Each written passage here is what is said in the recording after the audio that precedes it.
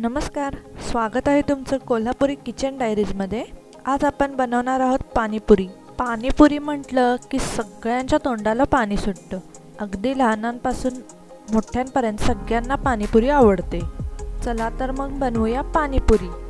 सगळ्यात आधी आपण पुरी फ्राय करून घेणार आहोत। सगळ्या पुऱ्या फ्राय करून झाल्या की एका हवाबंद डब्यात ठेवायच्या, म्हणजे त्या मऊ पडत नाहीत। गोड पाणी तयार करण्यासाठी मी 1 वाटी चिंच घेतली आहे, ज्याच्यामध्ये अजिबात बिया नाही आहेत। 1.5 चमचा बडीशेप घातली, त्यामध्ये 7 ते 8 खजूर घातलेत, ज्याच्या मी बिया आधीच काढल्यात, आणि 1 वाटी गूळ सुद्धा घातला आहे। गूळ मी किसून घेतला आहे। त्यामध्ये गूळ भिजेल इतकं पाणी घालायचं आणि हे तयार मिश्रण कुकर मध्ये ठेवून कुकरला 3 ते 4 शिट्ट्या देऊन घ्यायच्या। त्या शिट्ट्यांमध्ये हे व्यवस्थित शिजतं। तिखट पाण्याची तयारी करत असताना एका मिक्सरच्या भांड्यामध्ये मी 1 वाटी पुदिना घेतलाय, 1 वाटी कोथिंबीर घेतली, त्यामध्ये तिखट 3 हिरव्या मिरच्या टाकल्या, अर्धा चमचा हिंग घातला, 1 इंच आलं घातलं, आणि दाटसरपणा येण्यासाठी थोडी शेव घातली। त्यामध्ये पाणी घातलं आणि आता हे मिक्सरला वाटून घेऊया। आणि हे तयार वाटण मी आधीच घेतलेल्या थंड पाण्यामध्ये घातलं।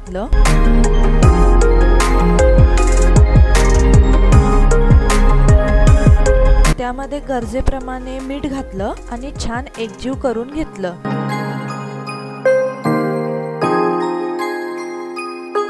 त्यामध्ये खारी बुंदी घातली आणि आता हे पाणी मी फ्रीजरला ठेवून देते। तिखट पाणी तयार होईपर्यंत आपला कुकरही थंड झाला आणि गोड पाण्याचं साहित्य मी त्यातून काढून घेतलं। आधी हे पाणी गाळणीच्या मदतीने मी गाळून घेतले। उरलेले मिश्रण मिक्सरच्या भांड्यात काढायचं। त्यामध्ये मीठ,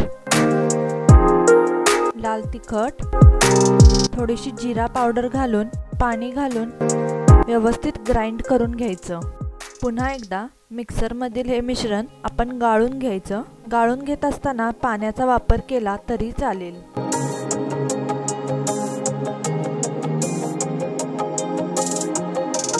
मला हे गोड पाणी खूप घट्ट वाटत होतं, म्हणून मी त्यामध्ये थोडंसं पाणी घातलंय।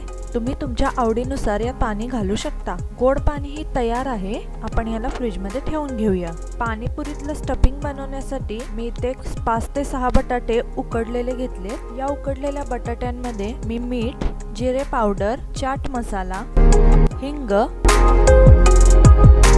लाल तिखट आणि थोडासा चिरलेला कांदा घालून सर्व छान एकजीव करून घेणार आहे।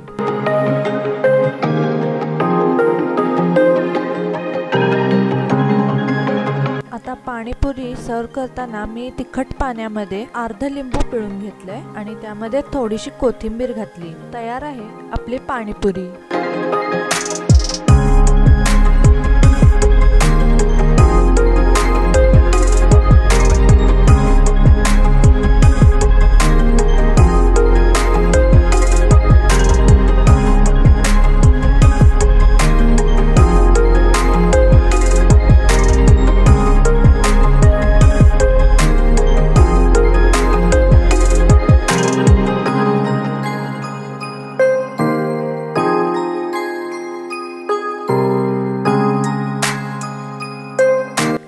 व्हिडिओ आवडला असेल तर लाईक, शेअर आणि सबस्क्राईब करायला विसरू नका। अशाच छान छान रेसिपी बघण्यासाठी कोल्हापुरी किचन डायरीजला सबस्क्राईब करा।